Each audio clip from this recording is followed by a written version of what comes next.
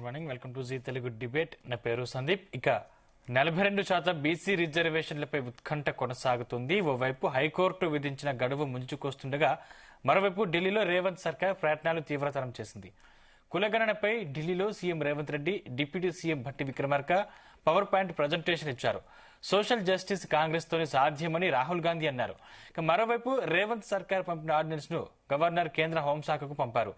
ఈ నేపథ్యంలో BC reservation bill దారేటు అన్న సందేహాలు నెలకొన్నాయి.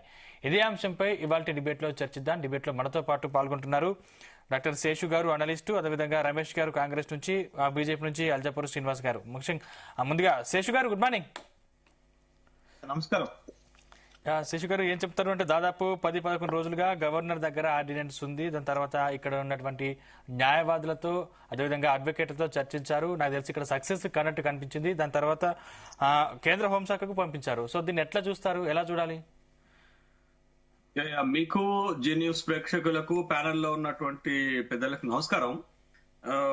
నిన్నటి రోజున ఢిల్లీలో తెలంగాణ రాష్ట్ర ముఖ్యమంత్రి, తెలంగాణ రాష్ట్ర ఉప ముఖ్యమంత్రి, కాంగ్రెస్ పార్టీ మొత్తం కూడా తెలంగాణ రాష్ట్రంలో కాంగ్రెస్ పార్టీ చేసినటువంటి కులగణన, ఈ కేవలం ఇదండి కులగణన, వాళ్ళు చేసినటువంటి 6 పేజీల రిపోర్ట్ ఇప్పటి వరకు పబ్లిక్ డొమైన్ లో పెట్టింది, పబ్లిక్ రిలీజ్ చేసినటువంటిది వాళ్ళు చేసినటువంటి కులగణన. ఇది కేవలం ఒక 6 పేజీల్లోనే ఉంది. పెరిఫరల్ గా కులగణన ఎంత, ఏ వర్గం ఎంత అనేటటువంటి ఒక పర్సంటేజ్లు ఇచ్చారు తప్ప దీంట్లో ఏమీ ఉన్నట్టుగా లేదు. బట్ ఈ కులగణన మీద నిన్న పవర్ పాయింట్ ప్రజెంటేషన్ కాంగ్రెస్ పార్టీకి చేస్తూ ముఖ్యమంత్రి గారు చేసినటువంటి వ్యాఖ్యలు గనక చూస్తే చాలా పెద్ద పెద్ద గొప్పలు చెప్తున్నట్టుగా కనపడింది మనకి. ఇది రిలీజ్ చేస్తున్నప్పుడు తను చెప్పిన మాట ఏంటంటే రేర్ మోడల్ అని చెప్పాడు. అప్పుడు చెప్పింది ఏంటంటే రోల్డ్ మోడల్ అని చెప్పాడు. దేశానికే ఇది ఆదర్శం, ఇది మొత్తం దేశమంతా దీన్ని అనుసరించాలని చెప్పారు. బట్ నిన్న పవర్ పాయింట్ ప్రజెంటేషన్ సందర్భంగా ఇట్స్ ఏ రేర్ మోడల్ అని చెప్పారు. రేర్ మోడల్ అని చెప్తూ మరి ఇంతవరకు ఈ రిలీజ్ చేసిన తర్వాత ఇప్పటి వరకు మాట్లాడినటువంటి ఒక మాట కూడా చెప్పారు. 3.9% అట రాష్ట్రంలో మేము ఏ కులం లేదు, మా కులమే లేదని చెప్పారు. This is a new phenomena అని కూడా చెప్పారు. అరే, ఆ రోజు చెప్పకుండా ఈ రోజు చెప్పినటువంటి మాట. సరే, వాళ్ళకి ఇష్టం ఏదైనా చెప్పుకుంటారు కానీ, బట్ ఇది ఏ మోడల్ అని అంటే రేర్ మోడల్, రోల్డ్ మోడల్ అన్నారు. బట్ దీంట్లో అంత దమ్ము లేదు, అంత సత్తా లేదు. ఎందుకనంటే 2022లో బీహార్ లో కులగణన చేస్తే ఆ కులగణన రిపోర్ట్ గనక ముఖ్యమంత్రి గారు చూస్తే ఆ మాట అన్నారు. ఎందుకంటే దేశంలో, రాష్ట్రంలో, అంటే తెలంగాణ రాష్ట్రంలో ఉన్నంత డేటా మరే రాష్ట్రానికి లేదని రాహుల్ గాంధీ. అదే నేను చెప్తున్నాను కదా. 2022లో బీహార్ లో బీహారీ జాతి ఆధారిత కులగణన చేస్తే దాంట్లో ఉన్న ఒక 2 అంశాలు చెప్తానండి. ఆ రాష్ట్రంలో మొత్తం జనాభా 13 కోట్లు అని చెప్తూ 13 కోట్ల జనాభాలో యాదవులు 20% అని చెప్పారు. ప్రతి కులం ఎంత శాతమో చెప్పారు. అదే కాదు, 34% బీహారీల రోజువారీ ఆదాయము 200 రూపాయలు అని కూడా చెప్పారు. అంటే ఎంత శాతము, ఏ కులము ఎంత వెనకబాటుతనానికి గురైందో చాలా స్పష్టంగా చెప్పారు. అది కదా దేశానికి రోల్ మోడల్. మరి మీ కులగణంలో ఏ కులం ఎంతో చెప్పలేదు, ఏ కులం ఎంత వెనకబాటుతనానికి గురైందో చెప్పలేదు. మరి ఇలాంటప్పుడు 56 ప్రశ్నలు దాంట్లో అడిగినట్టు చెప్తున్నారు. దేనికి అడిగిన ప్రశ్నలు ఎన్ననేది కాదు. పబ్లిక్ డొమైన్ లో పబ్లిక్ కి మనం ఎంత విలువైనటువంటి సమాచారం ఇచ్చాము, మనం ఎంత మంచి సమాచారాన్ని సేకరించామనేది ఇంపార్టెంట్. అయితే ఈ కులగణన పైన మేము ఒక స్వతంత్ర కమిటీ వేశాము. ఆ స్వతంత్ర కమిటీ అనడానికి వీల్లేదండి. జస్టిస్ సుదర్శన్ రెడ్డి, కంచాయలయ, తోరంటు, ఊఖ్య, బాంగ్యా వీళ్ళందరూ కాంగ్రెస్ పార్టీకి సింపథైజర్సే. వీళ్ళందరినీ పెట్టుకొని మేము ఒక స్వతంత్ర కమిటీ వేశామని చెప్తారు. కాంప్రహెన్సివ్ బ్యాక్వర్డ్ ఇండెక్స్ ద్వారా 242 కులాలకు గ్రేడింగ్ ఇస్తామని చెప్పారు. ఆ గ్రేడింగ్ రిపోర్ట్ ప్రభుత్వానికి వచ్చింది కానీ దాన్ని ఎప్పుడు బయట పెడతారో తెలియదు. అసలు యాక్చువల్ గా కులగణనతో పాటే బయట పెట్టాలా. మీకు ఇంకెందుకండి, అంతెందుకండి, మన పక్కన కర్ణాటక రాష్ట్రంలో కూడా కులగణన చేసింది, దాంట్లో తప్పులున్నాయని మళ్ళీ 2వ కులగణన చేస్తున్నారు. ఆ మొదటిసారి చేసిన కులగణనలో కూడా ఆ రాష్ట్రంలో ఉన్నటువంటి ఏ కులము ఎంత, అక్కడ లింగాయత్, ఒక్కలింగాలు ఎక్కువ, లింగాయతులు ఎంత, ఒక్కలింగలు ఎంత, ఓబీసీలు ఎంత, స్పష్టమైనటువంటి ఒక అంశాన్ని ఆ కులగణలు ఇచ్చారు. కానీ తెలంగాణ కులగణలో అది ఏమీ లేకపోగా దీన్ని ఏం చేస్తున్నారు, ప్రొజెక్ట్ చేస్తున్నారు. ఇది మొత్తం దేశానికి ఒక ఆదర్శవంతమైనటువంటి కులగణని ప్రొజెక్ట్ చేస్తూ ముఖ్యమంత్రి గారు దీనికి ఒక పేర్లు పెడుతున్నారు. రోల్డ్ మోడల్ గా పేరు పెడుతున్నారు, రేర్ మోడల్ గా పేర్లు పెడుతున్నారు. దీంట్లో అనేక అభ్యంతరాలు మీరు ఒక్కసారి చూడాలండి. దీని మీద అనేక అభ్యంతరాలు, ముఖ్యమంత్రి గారికి నేను అభ్యంతరాలు ఏమేమి ఉన్నాయో దీంట్లో తెలియజెప్పాను. ఒక్క అభ్యంతరం పట్ల కూడా తను ఇంతవరకు స్పందించలేదు. The great LOP leader of Lok Sabha Rahul Gandhi గారికి కూడా నేను లెటర్ రాశాను. ఇగో మీ కులగణంలో ఇన్ని తప్పులు ఉన్నాయి, ఇగో ఇంత అసంబద్ధంగా ఉంది అని రాశాను. అరే ఒక చిన్న మాట చెప్తానండి నేను. 2011లో తెలంగాణ రాష్ట్ర మొత్తం జనాభా లెక్కల ప్రకారం 3,50,00,000 ఉందంటే మీ మొత్తం ఇప్పుడు 2024 నాటికి అంటే దరిదాపు 14-15 సంవత్సరాల తర్వాత కూడా ఈ రాష్ట్రంలో పెరిగినటువంటి జనాభా ఎంత అంటే 4 లక్షలని చూపించారు. అంటే 3,54,00,000 చూపించారు. అంటే సమగ్ర కుటుంబ సర్వేకి, మీరు చేసినటువంటి ఇంటింటి సర్వేకి, తర్వాత 2011లో జనాభా లెక్కల సేకరణకు ఇంత వ్యత్యాసం ఉంది. ఎందుకు ఇంత వ్యత్యాసం వచ్చిందంటే దానిపైన సమాధానం లేదు. బీసీ జనాభా కూడా తగ్గినట్టు చూపించారు అప్పుడు. అదే బీసీలు సమగ్ర కుటుంబ సర్వేలో బీసీలు 51% ఉంటే మీ సర్వేకి వచ్చేసరికి 46% తగ్గారు. ఎట్లా తగ్గారు అనంటే దానికి సమాధానం లేదు.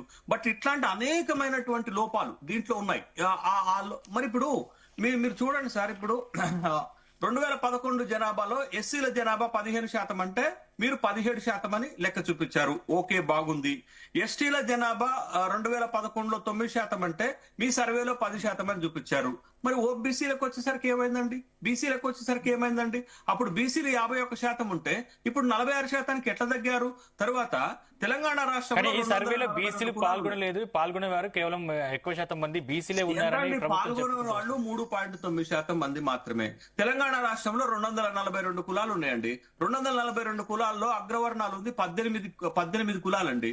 18 కులాలు ఉన్నటువంటి వాళ్ళు 15.79% ఉంటే 134 కులాలు ఉన్నటువంటి ఓబీసీలు ఎంత ఉండాలా? బీసీలు ఎంత శాతం ఉండాలా? బట్ ఈ ప్రశ్నలన్నిటికీ కూడా సమాధానం చెప్పకుండా మేము ఒక స్వతంత్ర కమిటీ వేశాము. ఆ స్వతంత్ర కమిటీ గ్రేడింగ్లు కూడా ఎన్ని తప్పులు ఇచ్చారో నాకు తెలిసి, ఆ గ్రేడింగ్లు బయటకు వచ్చిన తర్వాత ఆ గ్రేడింగ్లు ఎన్ని తప్పులు ఉన్నాయో దానికోసం మళ్ళీ ఎంత పోరాటం చేయాలనో నాకైతే తెలియట్లేదు. అందుకని వీళ్ళు చేసినటువంటి ఈ సమగ్ర ఇంటింట కుటుంబ సర్వే వాళ్ళు చెప్తున్నంత గొప్పగా లేదు. దీంట్లో అనేక లోపాలు ఉన్నాయి, వాటిని సరి చేయలేదు. సరే, అది పక్కన పెట్టండి. ఈ కులగణన చేసిన తరువాత తెలంగాణ రాష్ట్ర ప్రభుత్వము భూసాని వెంకటేశ్వరరావు గారి ఆధ్వర్యంలో ఒక డెడికేటెడ్ కమిషన్ వేసింది.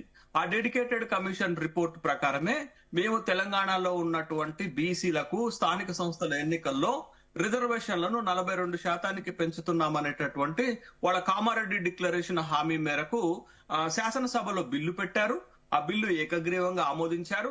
ఆమోదించినటువంటి బిల్లుని ఎవరికి పంపాలండి? వాస్తవంగా మన ఈ పార్లమెంటరీ ప్రొసీజర్ లో, పార్లమెంటరీ చట్టాలు అమలవుతున్నటువంటి ఈ దేశంలో ఒక రాష్ట్ర శాసనసభ ఏకగ్రీవంగా ఒక బిల్లును ఆమోదించి గవర్నర్ ద్వారా ఆ బిల్లును ఎవరికి పంపాలండి? కేంద్ర ప్రభుత్వానికి పంపాలా. కేంద్ర ప్రభుత్వం దాంట్లో ఉన్నటువంటి మెరిట్స్ ని, డిమెరిట్స్ ని అధ్యయనం చేసి అది ఒక చట్ట రూపంలో పార్లమెంట్ లో పెడితే, పార్లమెంట్ ఉభయ సభలు ఆమోదిస్తే అది రాష్ట్రపతి ఒక ఆర్డినెన్స్ ఇస్తుంది, రాష్ట్రపతి ఒక గెజెట్ నోటిఫికేషన్ ఇస్తుంది, ఇది అమల్లోకి వస్తుందని. అది ప్రొసీజర్ కదా. బట్ ఆ ప్రొసీజర్ కు భిన్నంగా ఈ బిల్లును ఎవరికి పంపారండి? ఏకాఏకిన రాష్ట్రపతికి పంపారు. రాష్ట్రపతి సంతకం పెడతారండి దానిపైన. అంటే ఈ బిల్లు అమల్లోకి వస్తుందా? ఈ బిల్లులో కూడా రిజర్వేషన్లు కల్పించేటటువంటి ఈ బిల్లులో కూడా అనేక లోపాలు ఉన్నాయి. ప్రధానమైనటువంటి లోపం చెప్పనా అండి నేను? ఈ బిల్లులో ఎస్సీలకు 15% రిజర్వేషన్, ఎస్టీలకు 10% రిజర్వేషన్ పెట్టారు. అంటే ఎంత శాతం రిజర్వేషన్ పెట్టారండి? 25% రిజర్వేషన్ పెట్టారు. బీసీలకు ఎంత పెట్టారండి? 42% పెట్టారు. అంటే మొత్తం ఎంత అండి? 67%. కానీ ఇక్కడ మీరు గమనించాల్సిన విషయం ఏంటంటే ఎస్సీ ఎస్టీలకు గత లోకల్ బాడీ ఎన్నికల్లో వాళ్ళు 27% రిజర్వేషన్ పొందారు. అంటే తగ్గిస్తారా మీరు? తగ్గించి పెడతారా? అంటే ఇది లెక్కలోకి వస్తుందా? ఇది ఆమోదంలోకి వస్తుందా? అంటే ఆమోదంలోకి రాకూడదు అనేటటువంటి శశి గారు, కానీ ఇప్పుడు 42% రిజర్వేషన్ల ప్రకారం స్థానిక సంస్థల ఎన్నికలు జరుగుతాయంటారా, జరిగాయంటారా? అదే నేను ఏమంటున్నాను. ఈ బిల్లు ఆమోదంలోకి రావటం లేదని తెలుసుకొని ఏం చేశారు మీరు? తెలంగాణ హైకోర్టు సూచనల మేరకు సెప్టెంబర్ 30 లోపున వాళ్ళు స్థానిక సంస్థల ఎన్నికలు పెట్టాలి. నెల రోజుల లోపల, అంటే 30 రోజుల లోపల రిజర్వేషన్ల ప్రక్రియను పూర్తి చేయాలి. మరి ఈ 30 రోజుల్లో ఇప్పటికే 11-15 రోజులు అయిపోయిందండి. మన తెలంగాణ హైకోర్టు సూచనలు చేసి మరి ఇంకొక 15 రోజుల్లో మీరు రిజర్వేషన్లు తేగలుగుతారా? రిజర్వేషన్లు అంటే ఇది ఒక సుదీర్ఘ న్యాయ ప్రక్రియ, రాజ్యాంగ ప్రక్రియ, చట్టబద్ధమైనటువంటి ప్రక్రియ ఉన్నటువంటి దీంట్లో మీరు ఇంకొక 15 రోజుల్లో ఇంత పెద్ద టాస్క్ ని పూర్తి చేయగలుగుతారని ఎవరు నమ్ముతారా? సరే, మీరు బిల్లు పాస్ కాదనేటటువంటి ఉద్దేశంతో ఏం చేశారు? ప్రత్యామ్నాయ మార్గంగా మళ్ళా ఏం చేశారంటే 2018 తెలంగాణ పంచాయతీరాజ్ చట్టంలో ఉన్నటువంటి 285 క్లాజ్ ఏని సవరించారు. ఏంటి ఆ క్లాజ్ లో ఉన్నది? రిజర్వేషన్ల సీలింగ్ లిమిట్ 50%. ఆ 50% ని సవరించి ఎంత పర్సెంట్ రిజర్వేషన్ ఇస్తామో చెప్పకుండా ఆ సవరణని మళ్ళా గవర్నర్ కి పంపారు. గవర్నర్ ఏందండి? గవర్నర్ ఏమి అధ్యయనం చేయరా? డైరెక్ట్ గా మీరు పంపినటువంటి సవరణ ఏకైక సంతకం పెడతారా? కాబట్టి గవర్నర్ గారు ఏం చేశారు? వీళ్ళు పంపినటువంటి సవరణ అది ఆర్డినెన్స్ కాదు, సవరణ మాత్రమే. ఆ సవరణ ఏం చేశారు? న్యాయ సమీక్ష కోరారు, అంటే న్యాయ సలహా తీసుకున్నారు. న్యాయ సలహా తీసుకొని ఇప్పుడు దాన్ని ఏం చేశారంటే కేంద్ర హోంశాఖకు పంపారు. కేంద్ర హోంశాఖ ఏం చేస్తుంది? ఆ సవరణను యథాతథంగా ఆమోదించదండి. ఆ సవరణలో ఉన్నటువంటి లోటుపాట్లను అధ్యయనం చేసి ఆ సవరణ వ్యాలిడా కాదా అనేది చూసి అప్పుడు దాని మీద ఒక కామెంట్ చేస్తుంది. బట్ అది ఆ సవరణకు కూడా అనుమతి రాదు. మరి ఏం చేస్తారండి అనుమతి రానప్పుడు? మరి ఎట్లా ఇస్తారు? ఆర్డినెన్స్ తీయరాదు కదా, ఆర్డినెన్స్ తీయరాదు కదా. ఆ సవరణకి అనుమతి రాకపోతే వీళ్ళు ఆర్డినెన్స్ తీయరాదు. ఒకవేళ ఆర్డినెన్స్ తీసినా అది న్యాయస్థానాల్లో న్యాయ సమీక్షకు నిలబడేటటువంటి అవకాశం లేదు. ఇంకొక 15 రోజుల్లో మీరు రిజర్వేషన్లు పూర్తి చేయకపోతే హైకోర్టు సూచనల మేరకు మీకు తెలంగాణ రాష్ట్రంలో స్థానిక సంస్థల ఎన్నికలు నిర్వహించలేరు. మీరు ఒక తీర్పు చెప్తానండి మీకు. మనకి మధ్యప్రదేశ్ లో Vikas Gawali union of Madhya Pradesh, state of Madhya Pradesh కేసులో సుప్రీంకోర్టు చాలా కీలకమైనటువంటి తీర్పు ఇచ్చింది. బీసీ రిజర్వేషన్ లేకపోయినా మీరు ఎన్నికలు పెట్టాలని చెప్పింది. అంటే బీసీ రిజర్వేషన్ లేకుండా కూడా ఎన్నికలు పెట్టాలనేటటువంటి ఆదేశాలు గతంలో ఉన్నాయి. మీరు ఇక్కడ బీసీ రిజర్వేషన్లు 42% ఫిక్స్ చేయకపోయినా తెలంగాణ హైకోర్టు గత తీర్పులను దృష్టిలో పెట్టుకొని వాళ్ళు ఏం చేస్తారంటే బీసీ రిజర్వేషన్లు ఫిక్స్ చేయకపోయినా మీరు ఎన్నికలు పెట్టాల్సిందే అనేటటువంటి ఒక సూచన చేస్తే, ఒక ఆర్డర్ ఇస్తే మీరేం చేయాలా? రిజర్వేషన్ రాకుండా ఎన్నికలు పెట్టాల్సిన అవసరం వస్తుంది కదా. కాబట్టి ఇది ఒక సంక్లిష్టమైనటువంటి అంశంగా మార్చేశారండి. ఇది ఒక సామాజిక వెనుకబాటుతనం సమస్యను ఒక రాజకీయ సమస్యగా మార్చేసి ఇప్పుడు ఏం చేస్తున్నారు? మైలేజ్ కోసం ఈ పార్టీలని, తెలంగాణ రాష్ట్రంలో ఉన్నటువంటి పార్టీలన్నీ ఈ రిజర్వేషన్లను అడ్డం పెట్టుకొని మైలేజ్ సంపాదించడానికి, బీసీల ఓట్లను సంపాదించడానికి, బీసీలకు మేమే ఛాంపియన్లం అని చెప్పుకోవటానికి చేస్తున్నటువంటి ప్రయత్నం. ఒక్క మాట చెప్పి ముగించేస్తాను. నిన్న ముఖ్యమంత్రి గారు ఏం చెప్తున్నారండి? ఈ కులగణన పైన సోనియా గాంధీ ఒక లెటర్ రాశారట, అప్రిషియేషన్ లెటర్ టు హిమ్. ఆ అప్రిషియేషన్ లెటర్ ఆయనకి లైఫ్ టైం అచీవ్మెంట్ అట, తర్వాత ఆస్కార్ అవార్డు అట, తర్వాత నోబెల్ ప్రైజ్ అట. అది సోనియా గాంధీ కాదండి ఆయనకి ఇవ్వాల్సింది. తెలంగాణ రాష్ట్రంలో ఉన్న మీరు చెబుతున్న 56% బీసీలు మీకు ఒక అప్రిషియేషన్ ఇవ్వాలా. అది కదా నిజమైనటువంటి సామాజిక న్యాయము. బట్ సోనియా, ఒక పార్టీ నాయకురాలు మీకు అప్రిషియేషన్ లెటర్ ఇస్తే అంటే పార్టీలో మీ బలం పెంచుకోవటానికి దీన్ని ఒక అస్త్రంగా వాడుకున్నట్లు నాకు కనపడింది తప్ప మీరు నిజంగా తెలంగాణ రాష్ట్రంలో ఉన్నటువంటి బీసీల పట్ల చిత్తశుద్ధితో లేరు. రిజర్వేషన్లు సాధించేటటువంటి వ్యూహం మీ దగ్గర లేదు. రిజర్వేషన్లు తేలేరు అనేటటువంటి అంశాన్ని. బట్ ఏ రోజైతే మీకు తెలంగాణలో ఉన్న 56% బీసీలు ఒక అప్రిషియేషన్ లెటర్ ఇస్తారో అప్పుడు మీరు తెలంగాణ రాష్ట్ర ముఖ్యమంత్రిగా బ్రహ్మాండంగా సక్సెస్ అయినట్టుగా గుర్తించాలని ముఖ్యమంత్రి రేవంత్ రెడ్డి గారికి జీటీవీ న్యూస్ వేదికగా చెప్తున్నాను. రైట్, మనతో పాటు సత్యవతి గారు బీఆర్ఎస్ నుంచి జాయిన్ అయ్యారు. సత్యవతి గారు, శ్రీనివాస్ గారు, నేను మీతో మాట్లాడతాను. ఒకసారి మీతో మాట్లాడకంటే ముందు ఒకసారి కాంగ్రెస్ నుంచి రమేష్ గారు జాయిన్ అయ్యారు. రమేష్ గారు, గుడ్ మార్నింగ్. గుడ్ మార్నింగ్, నమస్తే అందరికి. ఏం చెప్తారు అంటే 10 రోజులుగా గవర్నర్ దగ్గర ఆర్డినెన్స్ ఉంది, అక్కడ ఆమోదం తెలుపలేదు అంటే దీన్ని ఎట్లా చూస్తారు? దీన్ని అంటే ఆమోదం తెలిపే అవకాశాలు కూడా కనిపించట్లేదు అనేది వాదన ఉంది. నేనేమంటున్నా, స్వాతంత్రం రావడానికి, ఈ దేశ స్వాతంత్రం రావడానికి కూడా మన వాళ్ళే అడ్డుపడిన పరిస్థితులు మనం చూసాం. మన వాళ్ళే స్వాతంత్రం రాకుండా ఇంగ్లీష్ వాళ్ళతో కుమ్మక్కైన పరిస్థితి చూస్తాం. ఈ రోజు రాతి యుగం నుంచి కంప్యూటర్ యుగంకి వచ్చింది. ఇప్పుడు ఇంకా కూడా మనం కళ్ళు తెరవాలని రాహుల్ గాంధీ గారి నేతృత్వంలో ఒక మంచి కాన్సెప్ట్ ముందు పెట్టారు. ఈ ఒడిదొడుకులు, కులగణనలు ఇవన్నీ కాకుండా రాజకీయ పరంగా ఈ విషయాలన్నీ ముడిపెట్టకుండా మన భవిష్యత్తు, ఈ దేశ భవిష్యత్తు ముడిపడిన ఈ రిజర్వేషన్, ఇది దేశ భవిష్యత్తుగా దేశ ప్రజలు బీసీలు, ఎస్సీలు, ఎస్టీల భవిష్యత్తు ముడిపడి ఉన్నది. దీన్ని ఆశామాషిగా తీసుకునే అవసరం లేదు. ఇవాళ వాళ్ళ కాన్సెప్ట్ ఏంటంటే ఇన్నేళ్ల చరిత్రలో ఇంకా బీసీలు విద్యావంతులు కాకుండా ఆర్థికంగా ఎదగకుండా ఉంటే ఈ దేశం బాగుపడదు. కంప్యూటర్ గా వచ్చింది. ఇవాళ ఒక ఫోన్ మాట్లాడాలంటే ప్రతి ఒక్కరికి ఇంగ్లీష్ రావాల్సిందే, ప్రతి ఒక్కరికి కూడా నాలెడ్జ్ రావాల్సింది. ఈ రోజు కులగణన తప్పు ఒప్పుల గురించి మాట్లాడే కన్నా కేంద్రమే కులగణన చేయమని చెప్పండి. దాని తప్పే ఉంది. కులగణన చేసి రిజర్వేషన్ పాటించమని చెప్పండి ఏ దేశాన్ని. ఇవాళ నేను ఒకటే, మీరు అడగాల్సింది బీసీ నాయకులు ఎవరైనప్పటికీ కూడా ఈ రోజు కాంగ్రెస్ కులగణన చేయడంలో తప్పు లేదు, దాంట్లో సమగ్ర సమాచారం లేకుండా కులగణన చేశారు అనేది ఆరోపణ. చట్టసభల ప్రక్రియ సంబంధించినంత వరకు, న్యాయ సలహా కేంద్రాలు తీసుకున్నంత వరకు ఇవన్నీ జరుగుతూ ఉంటాయి. మనం అడగాల్సింది ఏంటంటే కాంగ్రెస్ పార్టీని, ఈ రోజు నేను ఒక కాంగ్రెస్ వ్యక్తిని చెప్తున్నా, మీరు రిజర్వేషన్ పాటించండి. ఆ చట్టసభలు వస్తాయి, అవన్నీ వస్తాయి. 42 రిజర్వేషన్ బీసీలకి ఇప్పేయండి. అన్ని పార్టీలు కూడా రండి ఏకాభిప్రాయం. మీరు ఈ ప్రక్రియలు కావాలి, రాజకీయ ప్రక్రియలు కావాలంటే మనం అడ్డుపడ్డట్టు. ఇవన్నీ కాకుండా ప్రతి పార్టీ కూడా మేము కూడా రిజర్వేషన్లు బీసీలకు 42% ఇచ్చేస్తాం అనే విషయాన్ని మీరు ప్రజల ముందు చూస్తే అందరికి కూడా సమతుల్యంగా బీసీలకు, ఎస్సీలకు, ఎస్టీలకు న్యాయం జరిగే విషయం ఉంటుంది. నేను ఏమంటున్నా, రాజకీయంగా మీరు ఇటువంటి దృష్టి సాధించకుండా కేవలం బీసీలను ముందుకు తీసుకెళ్లాలి. ఈ దేశ భవిష్యత్తు ముడిపడింది. ఈరోజు అందరూ ఆర్థికంగా, సామాజికంగా, ఈ రోజు రాజకీయంగా. అయితే కులగణన చేయడంలో తప్పు లేదు, కానీ దీంట్లో 90% ముస్లింలను కూడా కలిపారు. అంటే ఇంతకు ముందుకు దాదాపు దూదేకుల 100 భాషలు మాత్రం బీసీలో ఉండేవారు. ఇప్పుడు ఉన్న కులాలన్నింటినీ, అంటే ముస్లిం వాళ్ళన్నింటినీ ఇప్పుడు బీసీలో కలిపారు అనేది కూడా ఇక్కడ కొంచెం వీటి విషయం మాట్లాడటానికి నేను ఏమంటున్నా అంటే, కొంతమంది ముస్లింస్ లో కూడా బీసీలు ఉన్నారు. ఎందుకంటే కొంతమంది క్యాస్ట్ తక్కువ ఉన్న కూడా ఉన్నారు అందులో.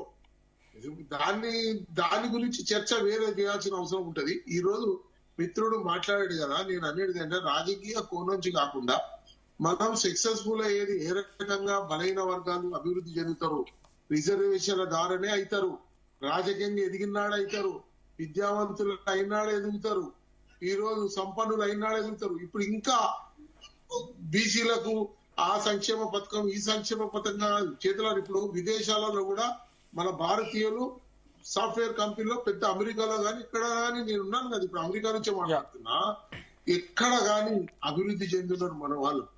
ఈ రోజు ఆ రకంగా తీసుకోవాల్సిన అవసరం ఉన్నది. విద్యావంతు కాన్సెప్ట్ రాహుల్ గాంధీ గారిది ఏంటంటే అందరినీ విద్యావంతులు చేయాలి. మొదటి కాన్సెప్ట్ రేవంత్ రెడ్డి గారు కూడా అదే పదంలో ఉన్నారు. నేను అనేది ఏంటంటే రాజకీయ పరంగా ఈ రోజు మనం వ్యతిరేకం కాదు, రెడ్డిలకు అగ్రకులాలకు వ్యతిరేకం కాదు. అగ్రకులాలు కూడా సహకరించాలి. దేశం అభివృద్ధి కావాలంటే అందరం బాగుపడాలి.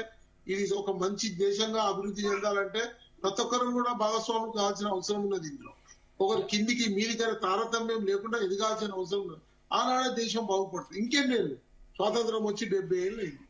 ఇంకా ఇటువంటి తనాన్ని, వెనుకబాటు తనాన్ని మనం తోసిపుచ్చడానికి కోసం రాహుల్ గాంధీ గారు మంచి కళ ఆయన నిజం చేయడానికి కోసం ఇది ఒక తెలంగాణ ఒక మోడల్ గా కావాలి, భారతదేశంలో ఒక చరిత్ర సృష్టించాలని ఒక మంచి సంకల్పంతో రాహుల్ గాంధీ గారు వస్తున్నారు. ఈ రోజు బీజేపీకి మీకు కులగణన మీద మీరు ఏమిటండి, ఈ రోజు నేను అనేది ఏంటంటే ఒకటే విషయాన్ని గ్రహించండి. ఎంత డెవలప్ రాతి యుగం నుంచి కంప్యూటర్ యుగానికి మానవుడు తయారైంది. ఇంకా మనం వెనక స్థితిలో కాకుండా ఆ అగ్రవర్ణాలు కూడా సహకరించాలి, అందరి వర్గాలు సహకరించాలి. ఈరోజు ఎస్సీలు, ఎస్టీలు పేదలు అవసరం లేదు. దేశం అభివృద్ధి చెందాలి, విద్యావంతులు కావాలి, కలెక్టర్లు కావాలి, ఐఏఎస్ ఆఫీసర్ కావాలి, ఐపీఎస్ ఆఫీసర్ కావాలి, ఎమ్మెల్యేలు కావాలి, ఎంపీలు కావాలి. ఈ రోజు ఒక దేశం సమాజం. ఓకే, మీతో మాట్లాడతాను. రైట్ సత్యవతి గారు. సార్ నమస్తే, చెప్పండి. ఏం చెప్తారు? అంటే బీసీ కోటాపై కొట్లాడాలని ఎట్టకేలకు కాంగ్రెస్ నిర్ణయం తీసుకుంది. కాకపోతే దీనికి బీఆర్ఎస్, బీజేపీ కలిసి రావట్లేదు అనేది కాంగ్రెస్ వాదన. అసలు కాంగ్రెస్ అసలు గవర్నమెంట్ చేసినటువంటి సర్వేనే తప్పుల తడకగా ఉన్నప్పుడు ఏ కులం వాళ్ళు ఎంతమంది ఉన్నారని చెప్పనప్పుడు మీరు మాట్లాడండి నేను ఒక సత్యం. విషయం చెప్తున్నా. సరే మీరు మాట్లాడు తర్వాత జవాబు చెప్తా. ఓకే. కాంగ్రెస్ వాళ్ళ పరిస్థితి ఎట్లుందంటే ఆలు లేదు సూలు లేదు, కొడుకు పేరుకు సోమలింగం అన్నట్లుంది పరిస్థితి. అసలు ఏమీ జరగలేదు. సమగ్రమైనటువంటి సర్వే చేయకుండా, ఆ సర్వేలో ఉన్నటువంటి అంశాలు బయట పెట్టకుండా, ఏ కులాల వాళ్ళు ఎంతమంది ఉన్నారనేది చెప్పకుండా, దాన్ని న్యాయపరంగా కావచ్చు లేదంటే యాజ్ ఫర్ రాజ్యాంగపరంగా తీసుకుపోవాల్సినటువంటి ఆ ప్రాసెస్ ఏది కూడా ఫాలో అవ్వకుండా, ఇందాక శేషు గారు చెప్పినట్టు అసలు మాకేదో నోబెల్ అవార్డ్స్ వచ్చాయి, మేము చాలా గొప్ప అయ్యాము, నేను చేసినటువంటి సర్వే సోనియా గారు మెచ్చుకున్నారు. ఇది కాదండి తెలంగాణ బీసీలకు కావాల్సింది. అసలు మీరు కామారెడ్డి డిక్లరేషన్ లో చెప్పినటువంటి అంశానికి సంబంధించి మీరు ఏ ప్రాతిపదికను మీరు ఫాలో అయ్యారు? ఫాలో అయిన దాంట్లో, సర్వే చేసిన దాంట్లో మీరు ఏం బయట పెట్టారు? తెలంగాణ ప్రజానీకానికి సంబంధించినటువంటి సర్వేలో ఏం బయట పెట్టారు? అసలు మేధావులు మీకు ఏం సూచించారు? కోర్టు ఏం చెప్తుంది? మీరు ఏ రకంగా దీన్ని మేము సాధించామని చెప్పేసి ఇవాళ జబ్బలు తెచ్చుకుంటున్నారండి ఢిల్లీలో? అసలు చాలా అసహ్యంగా ఉంది.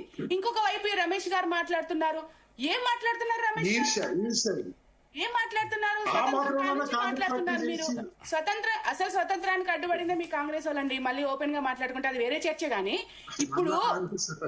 ఇప్పుడు కాదండి, తెలంగాణ ప్రజలకు ఇచ్చినటువంటి హామీని మీరు స్థానిక సంస్థల ఎన్నికల్లో 42% రిజర్వేషన్ ని బీసీలకు ఇస్తున్నారా లేదా అనేది ప్రశ్న. ఇక్కడ మీరు పాటించాల్సినటువంటి ఏ ప్రాతిపదికను కూడా పాటించకుండా దాన్ని బీసీలకు, మన బీఆర్ఎస్ మీద బీజేపీ మీద నెపం నెట్టి వీళ్ళు కలిసి రావట్లేదంటే ఎట్లా కలిసి వస్తాము? ఏ విధంగా కలిసి వస్తాము? ఏ రకం? ఇప్పుడు మీరు మాట్లాడుతున్నారు అసలు ఈ కోర్టుతో సంబంధం లేదు, ఈ రిజర్వేషన్ ఏమంటారు, ఈ కులగణన సంబంధించినటువంటి ఆ రాష్ట్రపతి ఆమోదించాల్సిన అవసరం లేదు, సెంట్రల్ గవర్నమెంట్ ఆమోదించాల్సిన అవసరం లేదు, అసలు రాజకీయ పార్టీలే ఆమోదిస్తే అయిపోతుంది కదా, ఆ పార్టీలు 42% రిజర్వ్. మీరు ఆ రోజు అదే మాట్లాడాల్సినారు, మొదటి నుంచి అదే మాట్లాడాల్సినారు. ఎందుకు సర్వే చేపట్టారు? ఎందుకు కోట్ల రూపాయలని నష్టం చేశారు? ఎందుకు తప్పుడు తలకగా సర్వేను ప్రజల ముందు పెట్టారు? చేయాల్సినటువంటిది చెయ్యకుండా ఇక్కడ ప్రజల్లో చులకనైపోయి తెలంగాణ ప్రజలకు సమాధానం చెప్పకుండా స్థానిక సంస్థల ఎన్నికలు ఎప్పుడో నిర్వహించాలి, నిర్వహించకుండా దాన్ని కాలయాపన చేస్తే కోర్టు మీకు మొట్టికాయలేసినా ఇంకా బుద్ధి రాకపోతే మేము ఏం చేయాలండి? స్థానిక సంస్థల ఎన్నికలు నిర్వహించండి అని చెప్పేసి కోర్టు చెప్తున్నప్పటికీ కూడా దాన్ని పరిగణలోకి తీసుకోకుండా కాలయాపన చేస్తూ ఏ రకమైనటువంటి పద్ధతిని పాటించకుండా, ముఖ్యంగా ఏ రకమైనటువంటి పద్ధతి, ఇందాక శేషు సార్ చాలా స్పష్టంగా చెప్పారు. ఎంత అద్భుతంగా చెప్పారంటే కనీసం శేషు సారు కోరినటువంటి అంశాలను కూడా మీరు రిప్లై ఇవ్వకపోవడం అనేది ఎంత దుర్మార్గం అండి. ఇక మీరు ఎవరిని పట్టించుకుంటారో తెలంగాణలో? ఇలాంటి మేధావులు అడుగుతున్న వాటికి సమాధానం చెప్పకుండా ప్రజలు అడుగుతున్న దానికి సమాధానం చెప్పకుండా ప్రతిపక్షాల మీద నెపం నెడతారా? ఏం పవర్ పాయింట్ ప్రెజెంటేషన్ అండి అది? ఎవరికి ఉపయోగపడతాయండి ఆ పవర్ పాయింట్ ప్రెజెంటేషన్? పక్కాగా ఆయన పార్టీలో ఆయనకున్నటువంటి సమస్యలని ఏమంటారు తప్పించుకోవడం కోసము, ఆయన ఒక బలమైనటువంటి నాయకుడిగా నేనున్నానని చెప్పేసి చెప్పించుకోవడం కోసము నిన్న అది చెప్పడం జరిగింది. సోనియా గాంధీ గారు నన్ను మెచ్చుకున్నారు. ఏందండి అసలు ఇజ్జత్ లేని మాటలు కాకపోతే? కానీ ఇక్కడ తెలంగాణ సీఎం రేవంత్ రెడ్డి ఇక్కడ ఉన్నటువంటి కాంగ్రెస్ నేతలు అంచనాలకు మించి రాణిస్తున్నారని రాహుల్ గాంధీ చెప్పారు కదా. ఓహో, అంటే ఏం చేసింది సార్ అసలు వాళ్ళు? ఏ విషయంలో? అరే మాకు కూడా అర్థం కావాలి కదా. అంచనాలకు మించినటువంటి పరిపాలన ఏం చేస్తుంటే మాకు కూడా తెలియాలి కదా. ఇప్పుడు తెలంగాణ కాదు సార్, అంచనాలకు మించినటువంటి చేస్తే తెలంగాణ ఇందాక సార్ అన్నట్టు 56% బీసీలే ఆయనకు స్వాగతం పలుకుతారు. ఢిల్లీకి పోయి అక్కడ సోనియా గాంధీ లేఖలు చదవాల్సిన అవసరం లేదు సార్. తెలంగాణలో బ్రహ్మరథం పడతారు. రేవంత్ రెడ్డి గారు చేసినటువంటి పని ఏదైతే సక్రమమైన అయ్యి ఉండి బీసీలకు నిజంగానే 42% రిజర్వేషన్లు వచ్చే వైపుగా ఆయన ఒక పద్ధతిని పాటించి ఉంటే, నిజంగా సర్వే కరెక్ట్ గా చెప్పి ఉంటే, అసలు సర్వే ఎంత తప్పుల తడక, అసలు అందులో ఏముంది? ఇప్పటి వరకు తెలంగాణ ప్రజలకు చెప్పిర్రా? బయట పెట్టిర్రా? ఏ కులాల వాళ్ళు ఎంతమంది ఉన్నారు, అందులో చదువుకున్న వాళ్ళు ఎంతమంది, చదువుకున్న వాళ్ళు ఎంతమంది, అదేవిధంగా ఓసీలు ఎంతమందురు, ఎస్సీలు ఎంతమందురు, ఎస్టీలు ఎంతమందురు, బీసీ 42% రిజర్వేషన్ రావాలి అంటే ఏ కులాల వాళ్ళకి ఇవ్వాలి, ఎవరు వెనుకబాటుతనంతో ఉన్నారు, ఇవన్నీ లేకుండా చాలా గొప్పగా రోల్ మోడల్ అని చెప్పేసి, అంటే ఇంతకన్నా అయినటువంటి అంశము ఈ పరిస్థితిలో లేదు. Right right. Srinivas garu good morning. Very good morning sir, అందరికి నమస్కారం. సో ఏం చెప్తారు? గవర్నర్ కేంద్ర హోంశాఖకు పంపించారు, కానీ దీని అమలయ్యే పరిస్థితులు కనిపించట్లేదని మొన్న మీ రాష్ట్ర అధ్యక్షులు రామచంద్రరావు కూడా అన్నారు.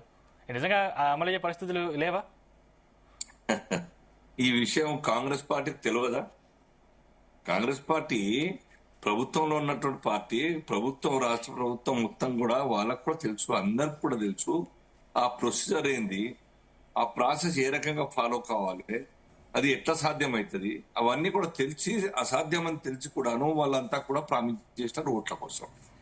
కామన్ డిక్లరేషన్ మేము బీసీ రిజర్వేషన్లు అమలు చేస్తాం, 42% ఇస్తాం, దట్టు ఇంకా 6 నెలల లోపలనే మేమంతా కూడాను సాధిస్తాం, మళ్ళీ లోకల్ బాడీ ఎలక్షన్స్ వాటితో నిర్వహిస్తాం 6 నెలల లోపల అని చెప్పి ఏడాది 6 మాసాలని ఏడినారని ఇప్పటికి కూడా వాళ్ళు వాస్తవాన్ని ఒప్పుకోకుండా ఇది సాధ్యం కాదు, పార్లమెంట్ చట్టం ద్వారా సాధ్యమవుతుంది, మేము పంపడం నేరుగా రాష్ట్రపతి గారికి పంపడం అన్నది అది ప్రొసీజర్ కాదు అన్న విషయం వాళ్ళకి తెలిసి కూడా ఇట్లా మళ్ళీ ఒక్కసారి తెలంగాణ ప్రజల్ని, దేశ ప్రజల్ని ఫూల్ చేసే ప్రయత్నం చేస్తూ మళ్ళీ ఢిల్లీ పోయి ఆ పవర్ పాయింట్ ప్రజెంటేషన్ ఇచ్చేటువంటి ప్రయత్నం చేయడం అంటే కేవలం వారి యొక్క పొలిటికల్ సెల్ఫ్ డిఫెన్స్ కోసమే రేవంత్ రెడ్డి గారు చేస్తున్నట్టుగా అర్థమవుతా ఉన్నది.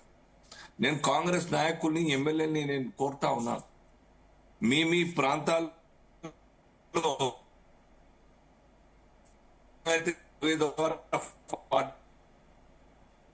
యొక్క కోపాన్ని మీరందరూ కూడా గుర్తుపెట్టుకోండి. ఒకవేళ గనక వాస్తవాన్ని మీరు మాట్లాడకుంటే మీ మీద విశ్వాసంతో ఓటేసి పంపినందుకు అసెంబ్లీకి, పార్లమెంట్ కు మీరు నిజాన్ని ఒప్పుకోకుండా, వాస్తవం మాట్లాడకుండా మా ప్రాంత ప్రజల్ని మా ఓట్లకు తీసుకొని ఈ రకంగా మీరు నోరు మూసుకొని ఊరుకుంటా ఉన్నారని చెప్పేసి రేవంత్ రెడ్డి గారిని లేదా యావత్ తెలంగాణ ప్రభుత్వాన్ని మొత్తం నిర్ణయించాల్సిన అవసరం ఉంటుంది. ఎందుకంటే తెలంగాణ సర్వే దేశానికే రోల్ మోడల్, ఇటువంటిది బీజేపీ కూడా చేయాలి, కానీ దీనికి బీజేపీ అంగీకరించదు అనేది నిన్న రాహుల్ గాంధీ చేసినటువంటి వ్యాఖ్యలు. ఏం చెప్తారు?